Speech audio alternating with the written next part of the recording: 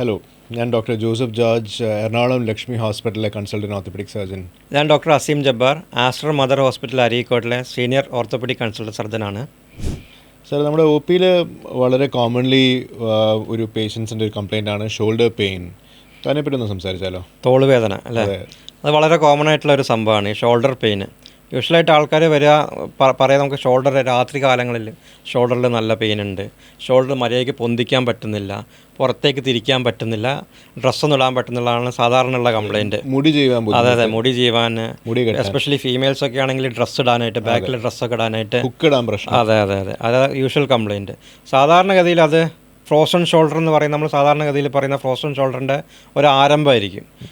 അത് കൂടുതലും കാണുന്നത് ഷുഗറൊക്കെ ഉള്ള രോഗികളിലായിരിക്കും ഒന്ന്.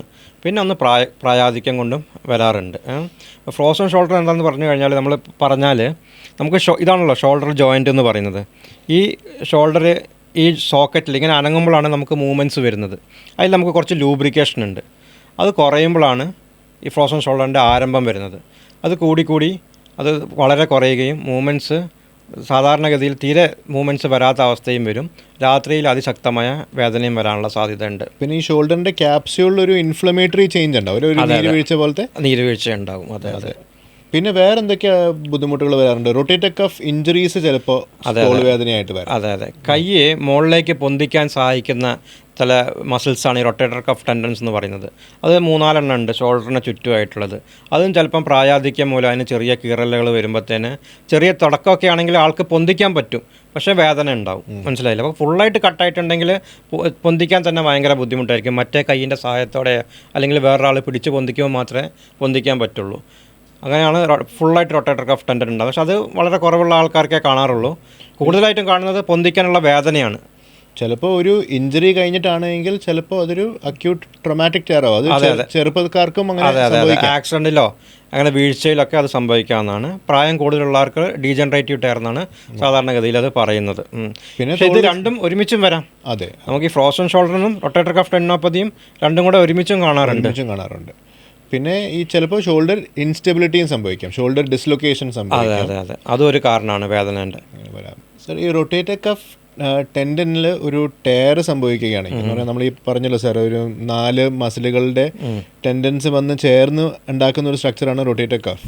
അപ്പോൾ ആ റൊട്ടേറ്റർ കഫിൽ ഒരു ടെൻഡനിന് ഒരു ടയർ സംഭവിക്കുകയാണെങ്കിൽ അതിൻ്റെ ട്രീറ്റ്മെൻറ്റ് എങ്ങനെയാണ്? അതിൻ്റെ എത്രമാത്രം ടയർ ആണോ?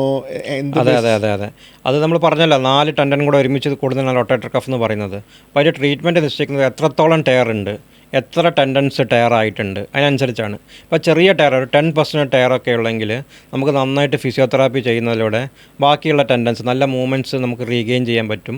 ഈ ടയറായ ടെൻഡൻ്റെ ഫംഗ്ഷൻ മറ്റേ ടെൻഡൻസ് ഏറ്റെടുത്ത് നല്ല റിസൾട്ട് കിട്ടുന്നതാണ്. പക്ഷേ ചില കേസുകളിൽ 4 ടെൻഡനും കാര്യമായിട്ടുള്ള ടയർ ഉണ്ടാവും, ടയറായിട്ട് കംപ്ലീറ്റ് ആയിട്ട് ടയർ ഉണ്ടാവും. അങ്ങനത്തെ കേസുകളിൽ ഫിസിയോതെറാപ്പിയുടെ ഒരു പരിധി വരെയൊക്കെ റിസൾട്ട് കിട്ടുകയുള്ളൂ. അങ്ങനത്തെ കേസുകളിലൊക്കെ നമുക്ക് ചിലപ്പോൾ ഈ ടെൻഡൻസ് തുന്നി കൊടുക്കേണ്ടതായ ആവശ്യം വരും. ചിലപ്പോൾ ചില സാഹചര്യങ്ങളിൽ നമ്മൾ കൂടുതൽ വെയിറ്റ് ചെയ്യുകയാണെങ്കിൽ ഈ ടെൻഡൻ വലിഞ്ഞ ഉള്ളിലേക്ക് കയറി പോവുകയും റിപ്പയർ ചെയ്യാൻ പറ്റാത്തൊരു കണ്ടീഷനിലേക്ക് പോകാൻ സാധ്യതയുണ്ട് അല്ലേ സാർ? നമ്മൾ ഒരുപാട് ലേറ്റ് ആകുമ്പോഴത്തേനും മസിലിൻ്റെ ക്വാളിറ്റിയും കുറയും. അപ്പോൾ നമ്മൾ റിപ്പയർ ചെയ്ത് കഴിഞ്ഞാലും ചിലപ്പോൾ റിസൾട്ട് അത്ര നല്ല ആയിരിക്കണം എന്ന് നിർബന്ധമില്ല.